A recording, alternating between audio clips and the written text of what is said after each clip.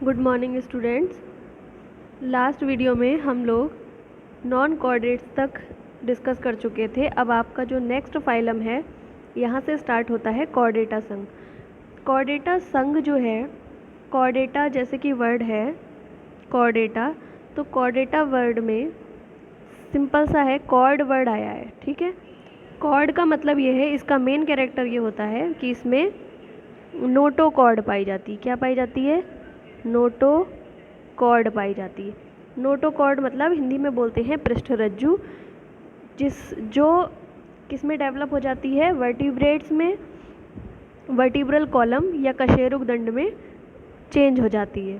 ठीक है, आइए कोऑर्डिनेट संघ के जो मेन कैरेक्टर हैं वो डिस्कस करते हैं। देखिए, जैसे कि मैंने बताया कि कोऑर्डिनेट संघ जो है, कोऑर्डिनेटा संघ में कोऑर्डिनेटा संघ के 3 मेन कैरेक्टर्स होते हैं। कौन कौन से? First of all notochord, second gill slits और थर्ड नर्व कॉर्ड। ठीक है, ये 3 कैरेक्टर्स इसमें मेन होते हैं कोऑर्डिनेटा संघ के जितने भी जंतु होते हैं उसमें। तो नोटोकॉर्ड जो होती है, नोटोकॉर्ड का मतलब क्या है? जितने भी कोऑर्डिनेटा संघ के जितने भी जंतु होते हैं उनमें नोटोकॉर्ड पाई जाती है। किसी किसी में नोटोकॉर्ड एज इट इज़ रहती है, मतलब ऐसी की ऐसी ही रहती है, और कुछ में, कुछ आगे जो इसके सब फाइलम होते हैं उन जंतुओं में ये नोटोकॉर्ड चेंज होके किस में बदल जाती है? वर्टिब्रल कॉलम में या कशेरुकदंड में, जिसे हम रीढ़ की हड्डी बोलते हैं, उसमें चेंज हो जाती है। दूसरी है नर्व कॉर्ड, जिससे पूरा नर्वस सिस्टम डेवलप होता है। ये जो ऊपर है जैसे मस्तिष्क वगैरह, स्पाइनल कॉर्ड, ये सब डेवलप होती है नर्व कॉर्ड के थ्रू। और जो थर्ड इसका कैरेक्टर है वो है गिल स्लिट्स। गिल स्लिट्स मतलब क्लोम। इसका मतलब क्या है? इस जो ये वाला भाग होता है ये किस में हेल्प करता है? रेस्पायरेशन में। किस में हेल्प करता है? रेस्पायरेशन में। ठीक है, तो ये जो कैरेक्टर्स हैं ये इसके 3 मेन कैरेक्टर्स हैं। बाकी इस संघ के जितने भी जंतु होते हैं वो कैसे होते हैं?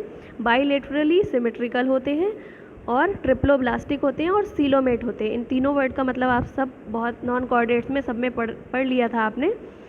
बाकी ये 3, बस 3 आपको मेन याद रखने, नोटोकॉर्ड, नर्व कॉर्ड और गिल स्लिट्स। अब ये जो कोऑर्डिनेटा संघ है वो 3 सब फाइलम में डिवाइड होता है। कौन कौन से? यूरोकोऑर्डिनेटा, फर्स्ट ऑफ ऑल यूरोकोऑर्डिनेटा, सेकंड जो होता है, सेकंड वन इज सिफेलोकोऑर्डिनेटा और थर्ड इज वर्टिब्रेटा। ये जो है 3, ये कोऑर्डिनेटा संघ है, ये 3 सब फाइलम में डिवाइड होता है, यूरोकोऑर्डिनेटा, सिफेलोकोऑर्डिनेटा और वर्टिब्रेटा। यूरोकोऑर्डिनेटा संघ के जो एनिमल्स होते हैं उन्हें ट्यूनिकेट्स भी बोलते हैं। ट्यूनिकेट्स का मतलब होता है कोई भी कवरिंग, उनके जो बॉडी है उसके चारों तरफ कोई कवरिंग पाई जाती है, मतलब कोई आवरण या जैकेट जैसा आवरण पाया जाता है, इसलिए इसे ट्यूनिकेट्स भी बोलते हैं या ट्यूनिकेटा भी बोलते हैं। इस संघ को, इस सब फाइलम को ट्यूनिकेटा भी बोलते हैं और इस संघ में जो जंतु आते हैं उन्हें ट्यूनिकेट्स बोलते हैं। सेकंड सिफेलोकोऑर्डिनेटा होता है और थर्ड वर्टिब्रेटा होता है। जो यूरोकोऑर्डिनेटा और सिफेलोकोऑर्डिनेटा होते हैं, यूरोकोऑर्डिनेटा और सिफेलोकोऑर्डिनेटा, इनको कंबाइंडली प्रोटोकोऑर्डिनेटा भी बोलते हैं। क्या बोलते हैं? प्रोटोकोऑर्डिनेटा, प्रोटोकोऑर्डिनेटा। और जो तीसरा है वो वर्टिब्रेटा कहलाता है। जो यूरोकोऑर्डिनेटा संघ के जंतु होते हैं उनमें मैंने बताया कि कोऑर्डिनेटा संघ में क्या पाई जाती है? नोटोकॉर्ड। तो जो यूरोकोऑर्डिनेटा संघ के जंतु होते हैं उनमें जो नोटोकॉर्ड होती है वो केवल लार्वा की पूंछ में पाई जाती है। जैसे आपने पढ़ा था इनडायरेक्ट डेवलपमेंट होता है तो लार्वा स्टेज से होता हुआ जाता है। तो जो लार्वा होता है यूरोकोऑर्डिनेटा संघ के जंतुओं में, जो लार्वा होता है, तो लार्वा की केवल पूंछ में क्या पाई जाती है? नोटोकॉर्ड। ठीक है, नोटोकॉर्ड पाई जाती है। और जो सिफेलोकोऑर्डिनेटा होता है, सिफेलोकोऑर्डिनेटा संघ के जितने भी जंतु होते हैं उनमें जो पृष्ठरज्जु होती है वो सिर वाले भाग से पूरी मतलब अग्रभाग से पश्च भाग तक फैली रहती है। ठीक है, ये दोनों में डिफरेंस है। इसमें केवल पुच्छ भाग में पाई जाती है और सिफेलोकॉर्डेटा में पूरे अग्रभाग से पश्चभाग तक या सिर से पूंछ तक फैली रहती है और लाइफ टाइम बनी रहती है सिफेलोकॉर्डेटा में। और जो थर्ड है वर्टिब्रेटा, उसमें क्या होता है, पृष्ठरज्जु भ्रूणीय अवस्था में पाई जाती है। मतलब जो एम्ब्रियोनल पीरियड होता है, भ्रूणीय अवस्था में नोटोकॉर्ड पाई जाती है वर्टिब्रेटा संघ में। ठीक है।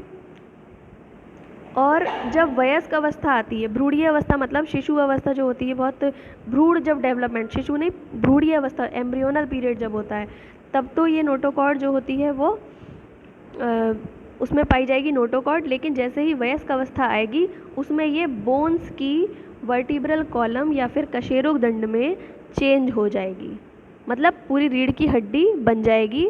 रीढ़ की हड्डी किसकी बनी, हड्डी है, इट मीन्स ये बोन है, तो अस्थिल संरचना में परिवर्तित हो जाती है, मतलब अस्थि की संरचना में परिवर्तित हो जाती है। ये तीन इसके मेन जो है वो सब फाइलम है। अब जो यूरोकॉर्डेटा है उस संघ में इसके जंतु हैं, जैसे ये फर्स्ट है साल्पा, ये यूरोकॉर्डेटा संघ का जीव है। ठीक है। नेक्स्ट है एसिडिया, ये भी क्या है, यूरोकॉर्डेटा संघ का जंतु है। जैसे मैंने बताया इसके चारों तरफ, इन्हें ट्यूनिकेटा भी बोलते हैं, ट्यूनिकेट्स। तो ये जो बाहर आवरण दिख रहा है ये ट्यूनिकेट्स है, इसीलिए इनको मतलब आवरण जैसी संरचना है, इसीलिए इसे ट्यूनिकेटा या ट्यूनिकेट्स बोलते हैं। फाइलम है तो ट्यूनिकेटा फाइलम हो गया, और अगर जो जंतु हैं उन्हें ट्यूनिकेट्स बोलेंगे। और जो सिफेलोकॉर्डेटा संघ है, सिफेलोकॉर्डेटा, ये सिफेलोकॉर्डेटा संघ का जंतु है, ये है ब्रैकियोस्टोमा।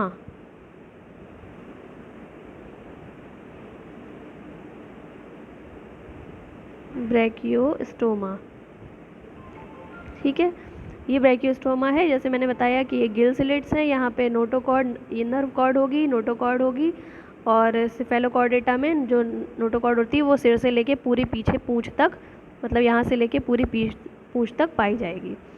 तो ये क्या है, सिफेलोकॉर्डेटा हो गया, और यूरोकॉर्डेटा संघ आपने पढ़ लिया। अब वर्टिब्रेटा जो संघ है इसको हम नेक्स्ट वीडियो में डिस्कस करेंगे, क्योंकि इसमें वर्टिब्रेटा जो संघ है इसमें बहुत सारे क्लासेस हैं, क्लासेस में ये डिवाइड है सब क्लासेस में। तो इसकी स्टडी हम नेक्स्ट वीडियो में करेंगे। Thank you so much.